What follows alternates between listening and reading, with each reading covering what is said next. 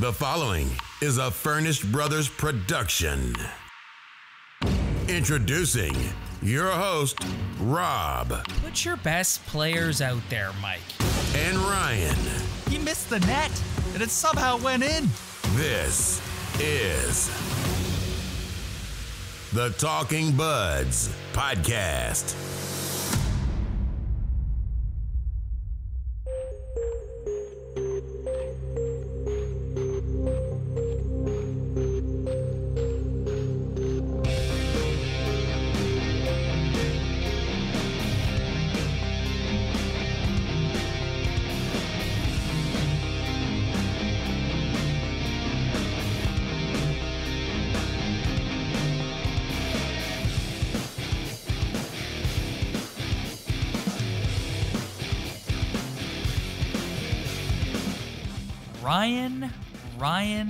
Ryan.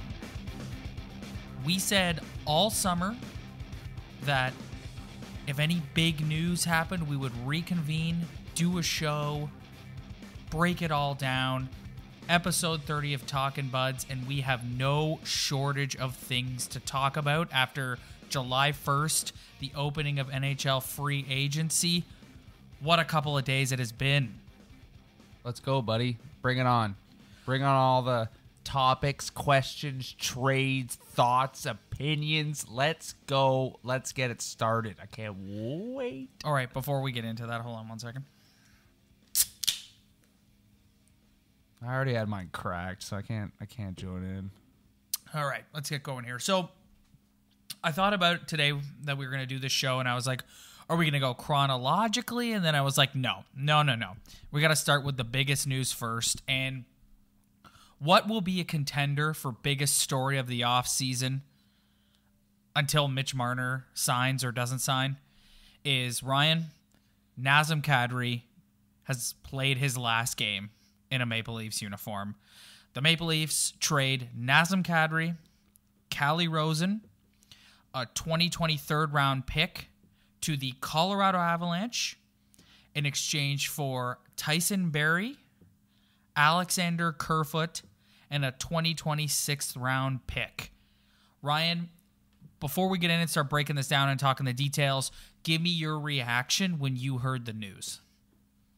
I was happy because what I've been saying is this team needs to add on the back end, and this trade does exactly that. And forget all the personalities, all the loyalty that we have to Nazem Kadri. Put that aside. Kyle Dubas went out and he did what I asked and what most fans are asking is to upgrade on the defense. Now we could sit here and debate Tyson Barrie's game, defensively, offensively, whatever. But if you just look at it at the end of the day, it is Kyle Dubas upgrading his defense, and that is what this hockey team needs desperately. I absolutely agree with you. I don't know much about Alexander Kerfoot, the other player in the deal, but hockey Twitter seems to be really stoked on his addition. So you're taking away a center in Nazem Kadri, you're adding a guy who can potentially play center in Kerfoot. Ryan, do you know anything about Alexander Kerfoot? Well, I know he was only like a point or two off from Kadri last year. So he had 15 goals, 27 assists in 78 games played. Yeah, I just, you know what? He's a guy who's a more traditional third-line center compared to Nazem. You could see that Nazem wasn't exactly thriving in that role last year. And this is the price you have to pay when it's time to ship guys out the door because you need to clear cap space or trade one of your strengths on your depth chart for your biggest weakness. And Nazem Kadri was a casualty in that exchange that Kyle Dubas had to make. Let's talk a little bit more about Nazem Kadri, Ryan. You know, he's drafted by the team. He was here through it all. He was here.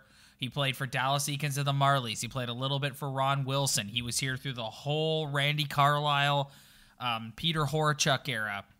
The first year Shanny was here, they had some issues with Nazem Kadri. Shanny had to have a private meeting with him to help straighten him out. Babcock came in. One of the best things that ever happened in Nazem Kadri's career was Mike Babcock becoming the head coach of the Maple Leafs, in my opinion. And Brendan Shanahan becoming president of the Toronto Maple Leafs as well. For sure. Ryan,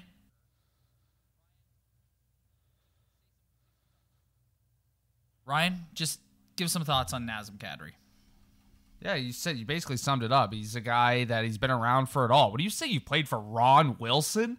You know you've been through the Maple Leaf ups and downs. Well, remember, there was the whole thing with how Wilson was using him. It was like a big controversy about how he wouldn't play him and he would bench him, and then they were like screwing him around between the Leafs and the Marlies. Yeah, Naz has been through it all in this organization with the team. Played in the AHL. He's been through it all. He's a Toronto-born. He's not Toronto-born, but he's around the area. He's always wanted to play for the Maple Leafs, and I could tell by his little Instagram post and his little line, which you asked me for a heart and I gave you my soul or whatever. Like, you knew this guy is just heartbroken. Oh yeah, heartbroken. Oh, yeah, just so sure. upset. But can't live the Toronto lifestyle anymore. Yeah, and he was a guy who really liked it, right? Like, we'll talk about... Dude, he loved it. Yeah. Without a doubt, this guy was the definition of a guy to be absolutely stoked to be a Toronto Maple Leaf and everything that comes with that, and growing up in the area and everything. And it's just, you read that Instagram post and you're kind of heartbroken for him, because I think he has his flaws, but I think any Maple Leaf fan would say, you know what, like, I like Naz. Naz brought a lot to the table, but it's just, this is what happens when you need to upgrade. You got to trade one of your good players, one of your good guys, one of those guys who've been around, a leader. And you know what? Naz is very sad, and I'm sure he's still very sad. It's bittersweet. It really is. Like, for a long-time Leaf fan who's watched Naz kind of grow up before our very eyes, this is a team, that's been often criticized about their lack of toughness and pushback, and Naz was a guy who provided that and didn't, to his detriment, quite honestly. Like, we all speculated after what happened in the playoffs this last year that he might have, like, 2 years in a row is pretty bad and pretty indefensible, and it's too bad. I will say this, it's not like he's going to a crap team. No, and he's going to play probably back to where he belongs, at a second-line center position.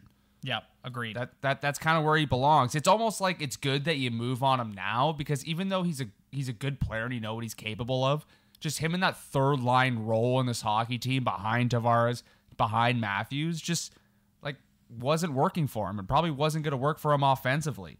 So maybe his value would decrease. So this was almost the time to go, you know what? We signed, we'll get to that later, but we signed Jason Spezza, and we're getting a center back. So, you know what? If we got to ditch Naz to upgrade our D, let's go. Let's do it. Yeah, you know what, Ryan? This is as bittersweet of a feeling as I can remember. Usually when the Leafs make a trade, you're kind of like out of your mind and like really stoked about it. And like, don't get me wrong, I'm stoked about this, and I absolutely agree with pulling the trigger on it. But it's too bad. It's too bad. Yeah, it's too bad. But I wasn't the biggest Nazem Kadri fan in the world. I will miss his like ability to piss other teams off, because that's now a quality this team almost does not have at all. Yeah. But just this is what happens in the new NHL, man. Anything before we get into their two new additions in this deal? Anything you'd like to say about Calle Rosen? We didn't see much of him. He was more of a Marley. Calle Rosen. Like, come on, man. Like, yeah, it's a nice throw in. He's penciled in for the top 6. It's like, thank God he's not now. Like, whoa. Like, let's chill on the Calle Rosen lovely fans. So you want to chill on the Calle Rosen hype. Yeah, like, whoa, slow down here. Had a couple good games in the A. Let's chill. We saw it happen with our backup goalie last year, who had a couple of good games in the A. Means nothing. All right, let's get into the two additions here from the Colorado Avalanche. Let's start with Tyson Barrie. Much-needed defensive help. Right-handed shot. Mike Babcock is probably just salivating at that. Ryan, the best piece of business, in my opinion, with respect to this deal, is somehow, some way, Kyle Dubas convinced Joe Sakic and the Colorado Avalanche to pick up half the tab for Tyson Barrie. So his cap hit with the Leafs is only $2.75 million. That is an impressive. And you're adding a legit top 4 guy for that price. I know he's a UFA at the end of next season, but still, 1 year at 2.75 is an impressive piece of business by Kyle Dubas. Yeah, I'd like to ask Joe Sakic like what the thought process was behind that. The only thing I can really think of is the guy is a free agent at the end of the year. He's probably going to sign for a decent amount of money somewhere. Yep. You're probably not going to pay him. Yep. So let's get a really good player that we need on our team in return who it's not a huge amount of money compared to what guys are making now. But I'm sure Joe Sakic was like, there's got to be something in their salary cap where he was like, you know what? If I'm getting this good of a player and he thinks that highly of Kadri, then I'm taking half the cap hit for 1 year. I can fit it in. We're not going to re-sign him anyways. His need's probably a second-line center, and he got exactly that. Barrie's numbers last season in 78 games played, 14 goals, 45 assists, 59 points. Pretty good. Yeah, I think Kyle Dubas' dream here, bud. Yeah, I think at this point in time, like if you're envisioning the Leafs' top four in your head, it's probably Riley and Barrie, Muzzin, and Dermott. How do you feel about that? I could see Babs being like, "Let's put Muzzin and Barrie together." Oh yeah, we don't want to put our two top guys together. So he's for sure gonna find a way to Babcock his way in here. I'm sure Tyson Barrie will probably play in 10 minutes his first 10 games starting next season, knowing Babcock at this point. That's I know that's the thing about all these additions it's just like you're putting the roster together in your head, but you're like, oh yeah, Babs is behind the bench, so none of this means anything. Honestly, well, he kind of fits exactly. He's kind of just an upgrade from Jake Gardiner, and he's a lot like Morgan Riley in the sense where he's productive offensively. And it's a defensive game. I haven't sat down and watched a ton of Tyson Barrie hockey, but from what I understand and from his stats and his highlights, this is a guy, he's like Morgan Riley. He's an offensive guy, and he's not going to exactly dummy guys in the defensive zone to get the puck back. But it's still an upgrade, and it's still someone on the back end. So you know what? I'm going to look through all that. I don't really care what any analyst has to say about his defensive game. I'm just happy Kyle Dubas went out and upgraded. You were banging that drum on our last show. Yeah, and it's like nothing's perfect in this league. Like you can't just go out and revive Scott Stevens and bring him to 2019 because that's exactly what some Leaf fans want. But it's just you took a strength on your team and you upgraded on your back end. And Tyson Barrie, he's going to be a good player this year. I know that. He's going to contribute offensively. Like don't worry about the scoring. Like there's another guy who's going to produce offensively. But it's just I'm just happy there was an upgrade. Like thank you. Yeah. Like I'm with you on that. Just let's touch a little bit more on Kerfoot. I think we all see him slotting into that 3C role you said. Although he's played some wing too. You said earlier that he makes sense as a third line centerman more than Naz did. I agree with you on that. Just his numbers again, 15 goals, 27 assists, 42 points. Yeah, I mean, listen, I haven't watched a ton of the Colorado Avalanche. I'm pretty zoned in on the Maple Leafs. Admittedly, I watch a lot of the league during the playoffs. I don't really watch a whole lot in the regular season. We got 82 Leaf games to keep a handle on, so it gets to be a bit much, but anyone whose opinion I respect was pretty pleased with this Kerfoot addition, so that's good enough for me. I don't know about you. Oh yeah. Well, you know what? Just wait and see, man. Like I'm not gonna sit here and judge a guy on his. Like he's one of those guys. You just have to wait and see. Like let's see what he can do. He's gonna get minutes on the third or fourth line, projected third line. So I'm not gonna pass any judgment on him right now. I don't want to speculate. I just want to see him play and how he does, and then we'll judge him from there. All right, let's get into the other trade that happened on July 1st. This one a bit more polarizing. This one came first. It came first thing in the morning, actually. It was speculated for a couple of days, and then they finally pulled the trigger on it. The Maple Leafs send Nikita Zaitsev, Connor Brown, and Michael Carson to the Ottawa Senators in exchange for Cody Ceci, Ben Harper, Aaron Luchuk. Do you know that? Am I saying that right? No, man, we're not good with names on here. Yeah. Don't get mad at us. Yeah, there's so many like hockey nerds who just study the numbers who are like, oh my god, these guys are rank amateurs right now. I really do not care. Neither do I. You listen to Talking Buds because you want to hear two buds talking hockey. If you don't like it, there's plenty other analytic podcast you can listen to, trust me. And a 2020 third round pick. So, Ryan, let's start with the players that we sent to the Ottawa Senators. Nikita Zaitsev. It was clear, we talked about this on our last episode, it was clear that he couldn't stand the heat, so he wanted to get out of the kitchen. He did not like the spotlight here in Toronto. He did not like the criticism that he faced last year from both the fan base and the media. So he asked for a trade, and he waived it to go to Ottawa, which I found really interesting, because why? And he was not the only one. We'll talk about some of their other additions later, but he was not the only one who wanted to go to Ottawa. Your thoughts on Nikita Zaitsev? You know what? It's right now I'm happy to see him go because it's been brutal. And if you re-listen to every single Talkin' Buds episode, if you have that time, we ripped the guy. Ripped him. He was carved him, dude. He was bum of the week like every other week. It's awful. Yeah. And it wasn't all bad. Like, it was that year. In the year before, he struggled. And his first year, he showed good promise. Clearly he did, because that warranted him a 7-year deal. Yeah. Like, clearly there was something going right for him, but clearly this guy can't handle the heat, and we put a lot of heat on him, us included. I'm not going to pretend that there wasn't heat on him. Some guys could handle it, some guys can't. It felt like he was one of our bums of the week every other week during the season. Oh, yeah, man. He was horrible. You always say that when the puck is on that guy's stick, it's an absolute grenade. Yeah, it is. Grenade. He sucks. So I'm just happy to see some fresh faces in here, man. Like, I'm not gonna get bummed out because Zaitsev got traded, regardless of how you think of him. It's just, I'm just happy to get some fresh faces in here, man. I agree. I don't. One of the things, like, before we continue on with talking about this trade, one of the things I like about Dubas doing all this stuff is it shows these guys that when you fail, there are consequences. You don't just all get eliminated by Boston again in the first round and go have your nice fun summer and then come back and everything's fine. You get to try again. Doesn't work that way. So thanks for coming out. Goodbye. Which leads us to the next piece that was sent back into the Ottawa Senators, Connor Brown. Ryan, we talked about him. He was another guy who I was in the bum of the week quite often last season.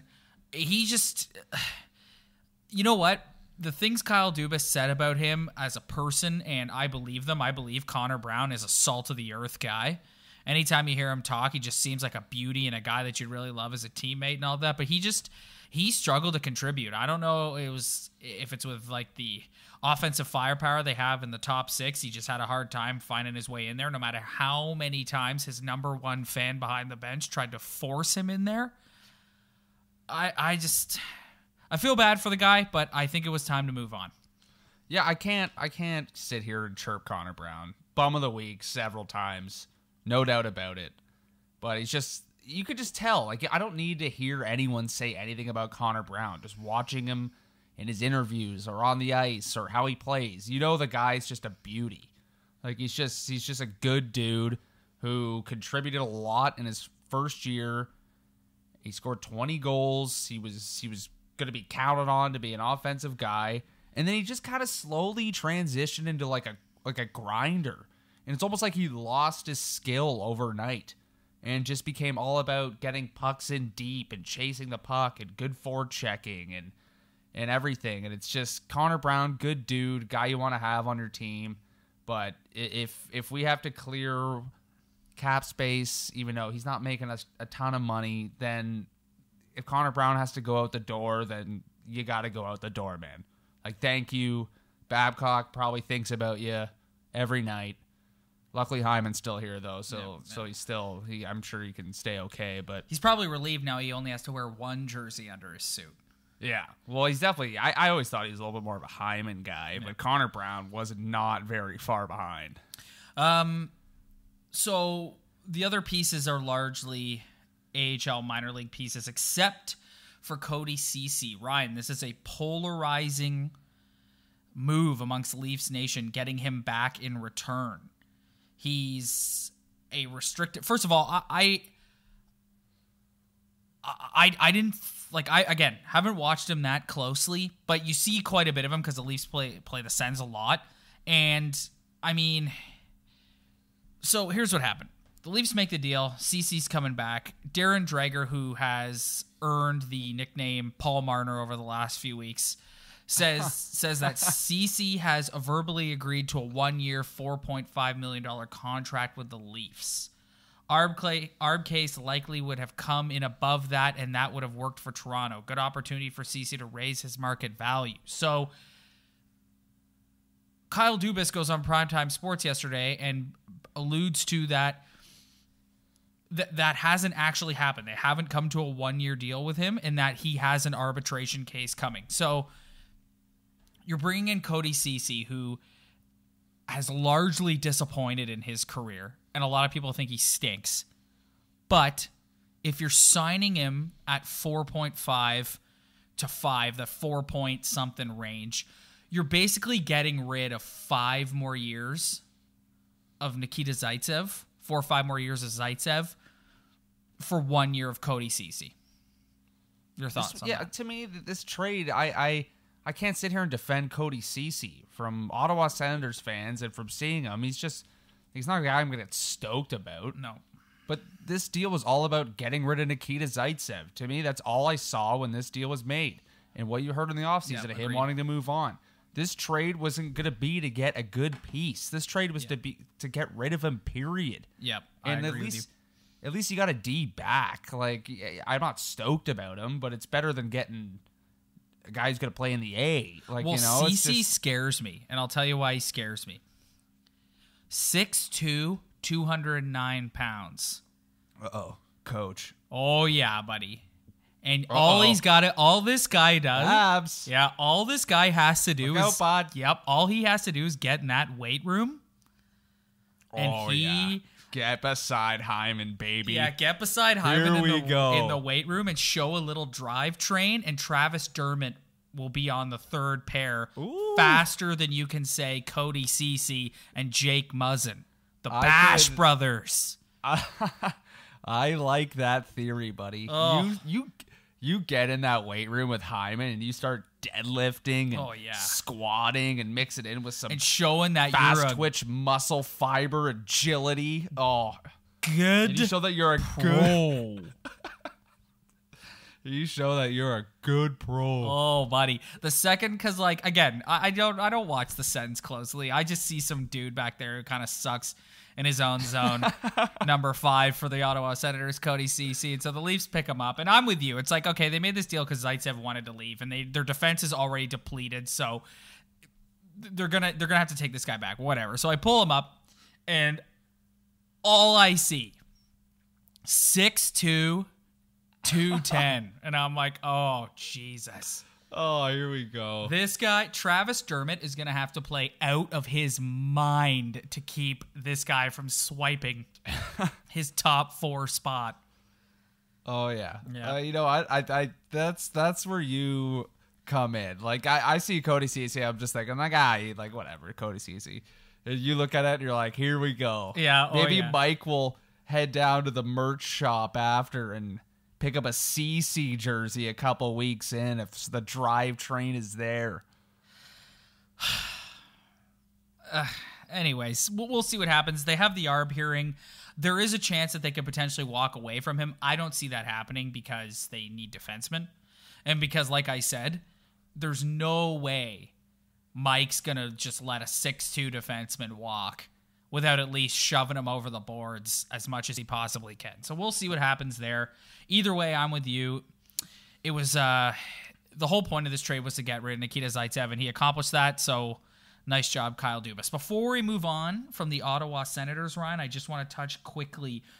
Ron Hainsey signs a 1-year, $3.5 million deal with the Sens. Your thoughts on that? Great. Yeah. Good for Ron. Yeah, honestly, like, good for him. You know what? Good for Ron Hainsey. Pierre Dorian was willing to give him 3.5. Good for him. Oh, boy. Pierre. Oh, yeah. Don't our start guy bringing Pierre in this, bud. Mm-hmm. God, that goofy face. Yep. But it's just, you know, Ron Hainsey, we were actually one of his biggest fans last year. We were actually sticking up for him most of the year. We stood up for Believe it or not. Yep. You know what? I have a place for Ron, but I'm surprised that he got paid kind of what was it, 3.5? Yeah, 3.5. 3.5. It's like, ooh, Yeah. I don't know if I would have done that, but it's becoming the Ottawa Maple Leafs. They're going out and signing. After Melnick came out and six chirped the Leaf defense last year, he goes and picks up Zaitsev. Goes and gets Hainsey, Tyler Ennis. Tyler here Ennis, you go, there you bud. go. Have a chance. 1 year. Connor Brown, Nikita Zaitsev. Think of all the guys like we just mentioned that are going to play for the Sens. Like, are you looking at any one of those guys being like, no, shit, literally, I'm gonna miss that. Of all guy. the players that Kyle Dubas has jettisoned this offseason, the only one that I have any remote feelings for is Naz, and even then, I'm still sitting here going, it was necessary to attain a legit defenseman. I love that. So, No, actually, you know what? I'm going to save this line till the end. So quickly, you already mentioned it. Tyler Ennis, 1 year, $800K. Good for him. Played well for the Leafs last year. Probably weren't going to have him back. Good for Tyler Ennis. Let's talk a little bit more about some of the free agent signings. On July 1st, they signed Kenny Agostino, 2 years, $1.4 million.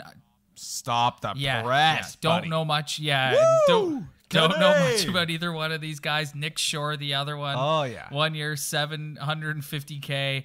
Again, the hockey nerds who are deep in the analytics are listening to us right now, being like, "Oh my god, I can't with these rank amateurs." Kevin Gravel, 1 year, $700K. Congratulations, Kevin Gravel. Welcome to stoked. All right, let's talk about this one. I've been waiting to talk about this one. The Maple Leafs signed Jason Spezza. Hometown Jason Spezza to a 1 year, $700K deal. Ryan, I like this move. There's one thing about it that makes me very, very nervous. What is that? Jason Spezza is a seasoned veteran player who took the league minimum to come here and play for this team. I tip my cap to him. He's a guy who I think can come in useful and situationally. So fourth line center role, face-offs, PK. I look into my crystal ball though, Ryan, and I envision you and me sitting right here talking in January after the Leafs just defeated the pick a team, Buffalo Sabres. And we're going through the ice time. Jason Spezza, 1927. Austin Matthews, 1735.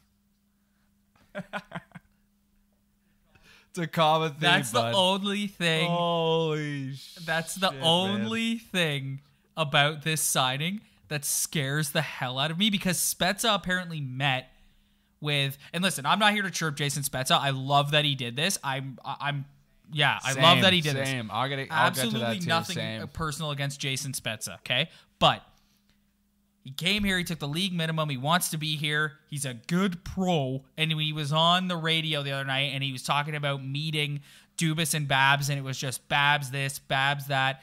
Babs can help me transition to my next role, yada, yada, yada. It just like, oh my God. Like, we're going to be in round 1 against Boston next year, game 7, and there's Austin Matthews on the bench and Jason Spezza out with 2 minutes left. Oh yeah. Well, I think I like how Spezza did this, man. It was like, I just made a boatload of money in Dallas, and I was mediocre at best. So I made my money, and I'm going to come home and make the league minimum just so I can play for the Maple Leafs, play for Babs, have a role that isn't, like, there's no pressure on him at all. Like, there's no pressure on the guy. You just signed for the league minimum, bud. You're here to be a beauty. Like, regardless of where you think his game's at right now, when a guy signs for league minimum and just opens up, like, imagine Jason Spezza a couple years ago, like, trying to sign him would be ridiculous. It'd be like, yeah, give me $7 million. He won't be open to, like, Marleau comparisons for that reason, because Marleau, Exactly. Yeah, Marleau was that's a good point. Marleau was targeted because that cap hit, buddy, and what he was offering on a nightly basis. This guy took league minimum to play the fourth line role and just be a beauty. Like, I think it's sick that he did that. Like, why not, man? Like, you're at the end of your career. You already made a ton of money. And to me, it shows that he knows like where he's at right now in his career and as a player. So let's go sign for no pressure and have some fun. I encourage anyone who's skeptical about this to listen to him on primetime from July 1st. I was very impressed and happy to hear his perspective and his desire. He knows his role in this team and he's ready to embrace it, and I commend him for that. So this is why I ultimately, and again, the only way I'm going to get irritated with Jason Spezza this season has nothing to do with him. It has everything to do with you-know-who behind the bench. Yeah, that's not Spezza's fault. But I'll take Jason Spezza league minimum over Freddie the GOAT, 100%. Man. Like, I don't care what he brings anymore. I will take Jason Spezza on the fourth line, old, end of his career, any day over Freddie the GOAT. I am so tired of even saying Freddie the GOAT. It is ridiculous. Like, let's go here. Like that was like he's not a guy you need on your roster. Last two, the Leafs bringing back a couple guys. First and foremost, Michael Hutchinson also signs a $700K deal. Do we anticipate him being the backup goalie to Freddie Anderson? I'd put him ahead of 100%. I would as well. I think it's crazy. But you can also make the argument that that's another piece of business that Dubas should look into. I know they're not going to have any money to work with, but man, like, I don't know. We're all still Freddie waiting can for go 60 games anymore. We're also waiting for Mitchie to get over himself before we can start figuring out what's next. So who knows when that's going to happen? That's a whole other issue. Yeah, dude. After last year, I don't think it's happening anytime soon. Well, they can't. The problem is I can see them going into camp. Because then he has to sit out the whole year. They have to trade him. They don't have the ability. Like last year, they were able to bring Nylander in and pay him $10 million. They can't do that with Marner this year. So yeah, that's a good point. If he's not in camp, he's either sitting out the whole year or they're trading him, and that's a whole other episode. We'll do a whole Marner episode down the road. But Ryan, I saved the best piece of news for last. Martin Marincin has signed a 1-year contract worth $700K with the Maple Leafs. He just can't go away. No, can't. He's here for good. You need your depth guy, your busser, the guy who's just A NHL. You give Marty a call. Mm-hmm. And that's what Kyle did. So before we wrap this up, I want to make one point. My favorite thing about this offseason so far is that Kyle Dubas has systematically removed all of Babcock's favorites from this roster. Patty Marleau, gone. Nikita Zaitsev, gone. His 2 assistant coaches, gone. Connor Brown, gone. Jake Gardner, gone. Well, even though that wasn't Dubas' doing, he just can't afford him. Nope. Speaking of which, what did you think of the naming Dave Haxtell the new assistant? I don't know much about him, except that he was coaching Philly for a little bit. I don't get caught up in the assistant coaching conversation. It's impossible to know like what they do or how much they could contribute. They don't barely talk to the media. And if they do, it's just classic coach answer. He looks like he could be related. I don't know what they do. They look like they could be brothers. Like, what do they do? Like, how do I know? I don't. I don't know either. There's no insight. Before we go, I wanted to ask you about this because you always have such great takes on the subject. Your opinion of the Pittsburgh Penguins trading Phil Kessel to the Arizona Coyotes, specifically Kessel's comments about what Jimmy Rutherford had to say to him. Oh, boy. There is one thing I know for sure, is that if Phil Kessel is around long enough, it is going to get sour. Because you get tired of Phil. Now, it's not so bad because Phil got his 2 rings, and he was a damn big piece in those runs. Yes, he was. Like, let's not mistake that. I'm not chirping Phil Kessel as a hockey player or his ability or his skill or his legacy. But one thing you know about Phil is if he sticks around long enough, that personality is going to crawl up your skin and it's going to end sour. And that's exactly what happened in Pittsburgh, which is kind of they're a pretty classy organization. Like, it's not like he left like a scumbag NHL hockey team. Like, very rarely do you see that out of them. So Jamie Rutherford's been around for a long time. And he got sick of Phil, man. I'm sure the coach got sick of Phil. I'm sure some of the players off the ice weren't sick of Phil, but on the ice, some of the things he does, his effort level, his give a you-know-what meter, to quote good old Maple Leaf times when Phil was around, it always ends sour with Phil. So I'm sure he'll love Arizona, though. He'll be golfing every day. For sure. All right, I think that'll just about do it for episode 30 of the Talkin' Buds podcast. Ryan, I'm thinking we will convene once again whenever this Mitch Marner drama gets sorted out. I have no idea when it's going to happen. There's still tons of speculation.